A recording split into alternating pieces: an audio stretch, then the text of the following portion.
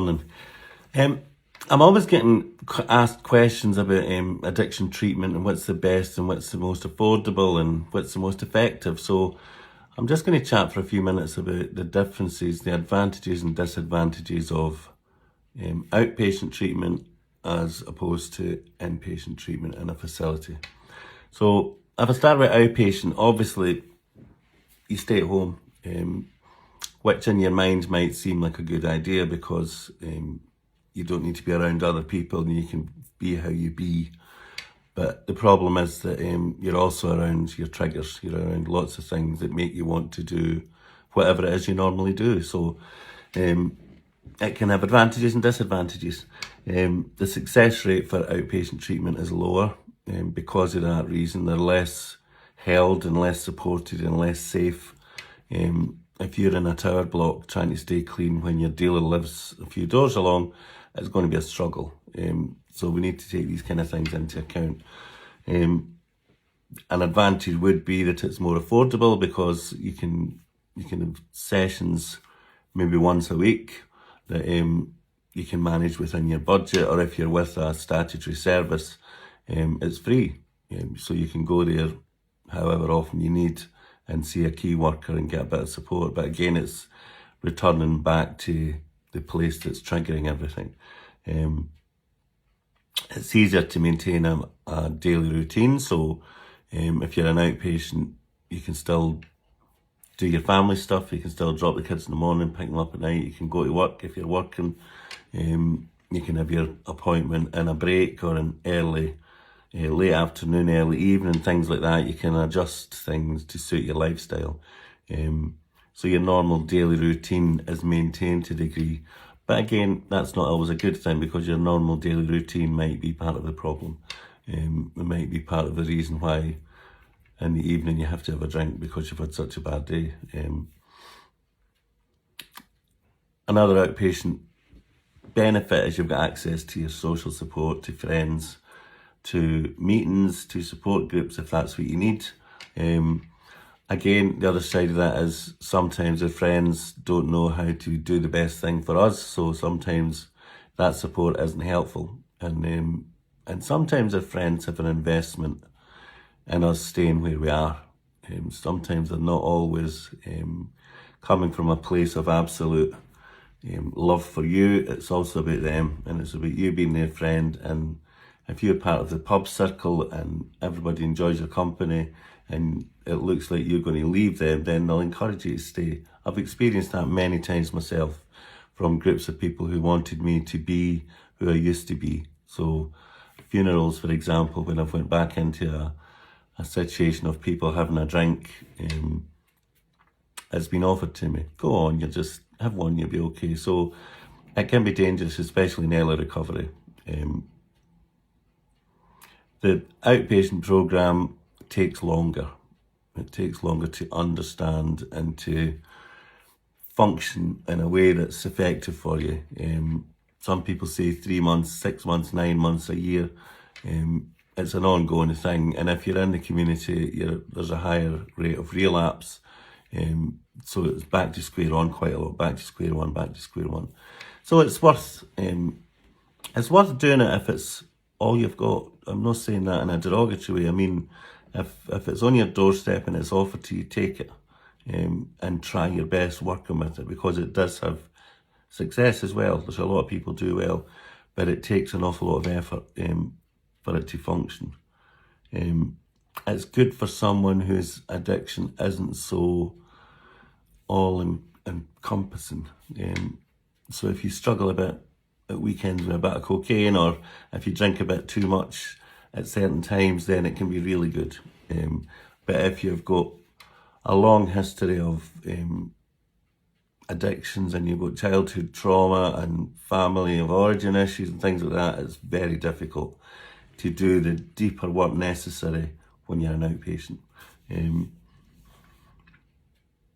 As opposed, so if you came into a facility such as Delamere, you stay in. So you leave everything at the door, family, friends, stress, job, and you come in and you're welcomed into an atmosphere of compassion and understanding and love, and you're welcomed with open arms, and we celebrate people who actually make that effort and make that decision to invest in their future. So residential can be a really warm beginning for someone who's frightened. The success rate in residential is much higher. It just is, because you learn so much and it's much more intensive and it's 24/7. So you're not switching it off to go and do a bit of work and coming back. You're actually immersed in it, and it becomes you learn very quickly how to manage certain situations. A disadvantage is it's disruptive to your daily life, so you have to get time off. Programs tend to be around 28 days up to kind of 46 to 8 weeks, depending on what you need, how serious your addiction is. So it disrupts jobs, it disrupts family life. Families can sometimes become a bit resentful because you've been the one with all the problems, and then you get taken into a luxurious setting and looked after, and they've got to cope until you get back. We can work with that. You can work with the family. You can support the family in understanding what's happening and how to best support you when you come back.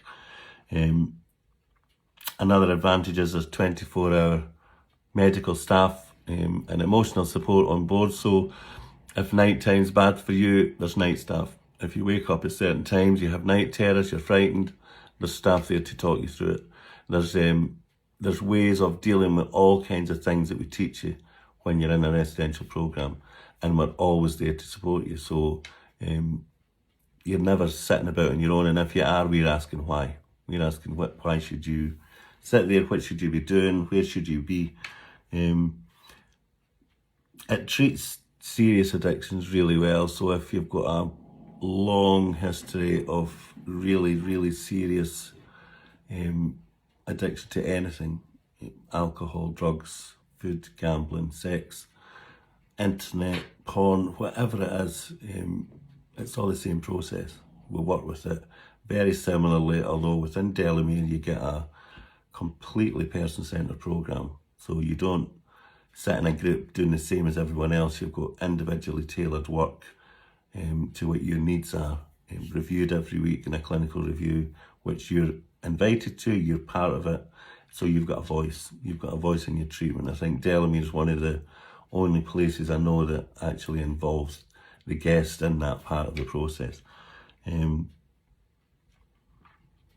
one of the main things is there's no distractions. So when you're in there, unless you agree for someone to have contact with you, unless you agree for us to give information out,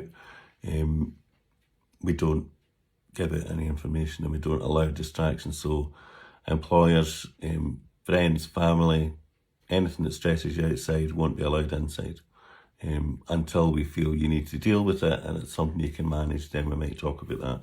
So it's a much safer option.